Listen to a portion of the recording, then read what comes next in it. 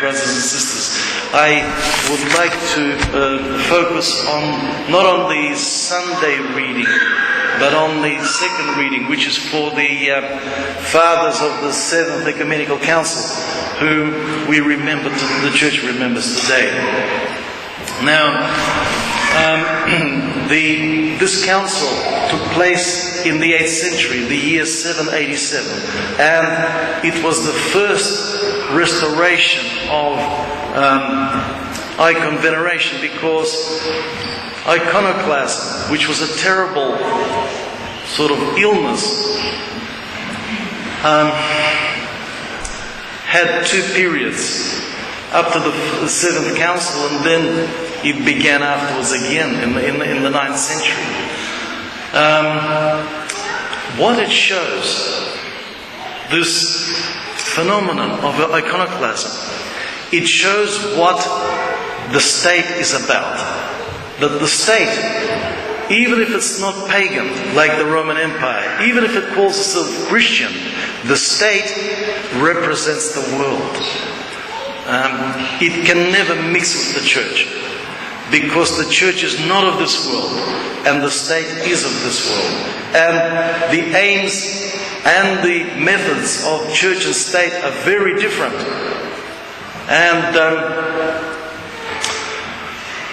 this is why, historically, the state has always either persecuted the church, or if it didn't persecute the church, it always wanted to control the church. Oh yes. And the empire always wanted to make the church into one of its ministries. Okay? You know, like you have the ministry of the interior, well, you have ministry of spirituality. Okay?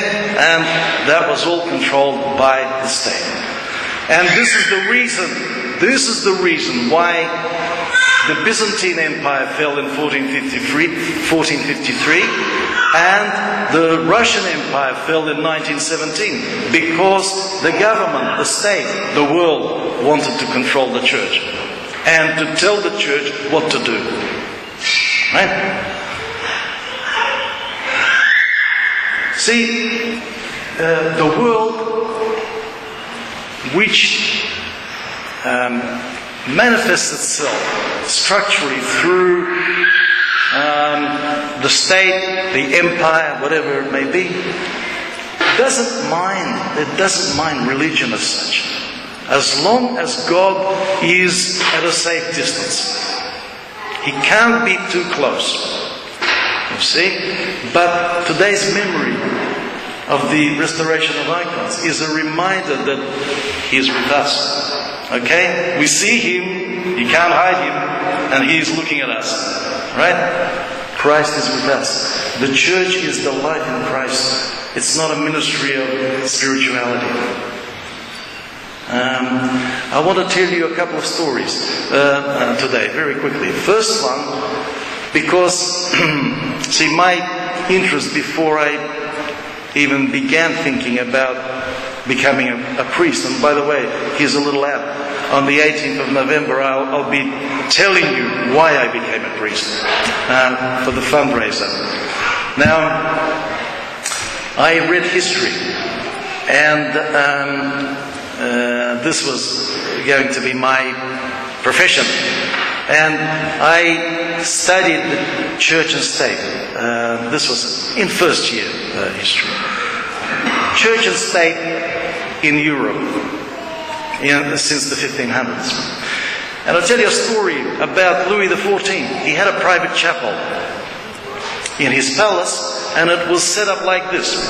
You had the altar and priests praying before the altar. Then you had the Sun King, that was what he was called, Roi de Soleil, sitting and praying somewhere down the back on a raised platform. And you had pews facing him. So he was praying, but everybody else was to look at him. Now that's very crude, very rude, and just, I don't know what else to call it. It's blasphemous, obviously. Okay?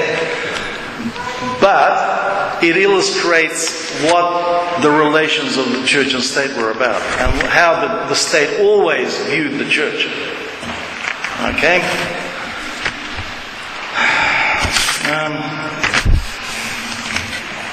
Now, as I said, the icon reminds us that Christ is with us, and the church is about the life in Christ. And here's another little story. This one is from Russian history. Emperor Nicholas I was traveling through Russia, and it was customary that when the Tsars traveled in their carriages over long distances, if they were passing a church, they were to drive in and come into the church and venerate some icons, and then keep going. And the priest with the people would meet the Tsar, the emperor. And on this one occasion, the priest came out with the cross, and he welcomed the Tsar, and he said these words. He said, "O earthly king, come into the house of the heavenly king, for yours is the kingdom, but his is the power and glory unto the ages of ages." And Tsar Nicholas I loved that so much. He took out a gold coin, gave it to the priest, said, "Say it again." He said it again. He gave him another gold coin. He said, "Say it again," and gave him a third gold coin. And that emperor at least understood where his power was coming from. Okay? And what the proper relationship was. Now, running out of time. Last Sunday, I finally had a chance, because there was no bishop and no dean here, and I could talk on our feast day, patronal feast.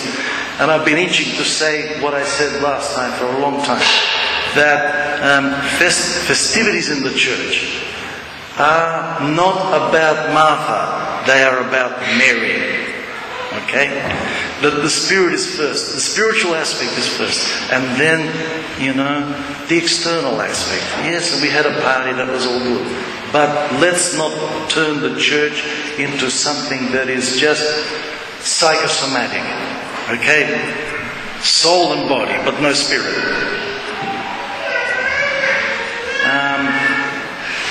The church is about the spirit first, because we are spiritual beings. But of course we're not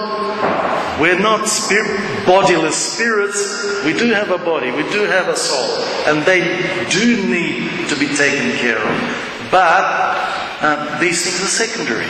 So there's a hierarchy. And all of these external, I've been harping on, the icon reminds us of Christ. Christ is in our midst. But I tell you what, we can have as many icons as we like and still turn the church into anything you like, but not the life in Christ.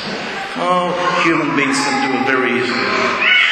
So let's not do it. Let's remember that the church is the life in Christ.